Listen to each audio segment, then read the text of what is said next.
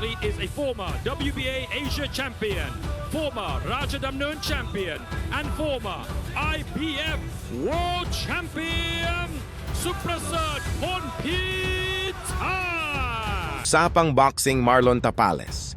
Babalik sa ring ngayong August 29th, 2026.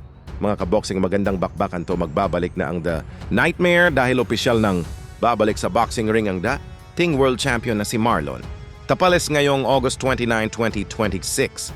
Matapos ang kanyang pagkatalo kay Yukinori Oguni nitong nakaraang laban.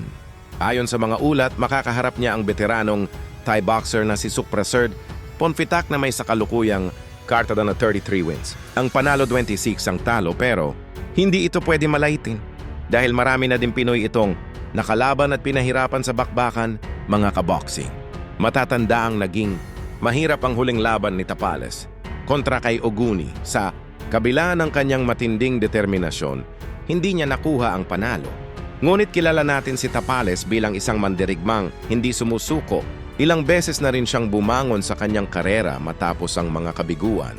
Ngayong August 29, isang panibagong pagkakataon ang naghihintay sa kanya upang maipakita na kaya pa rin niyang makipagsabayan sa mataas na antas ng professional boxing. Ang laban na ito ay napakahalaga dahil maaaring magsilbi itong unang hakbang para muling makapasok sa world rankings at makalapit sa isa pang world title opportunity. Ang makakalaban niyang si Suprasad Ponpita ay isang veteranong Thai boxer na may malawak na karanasan sa professional boxing.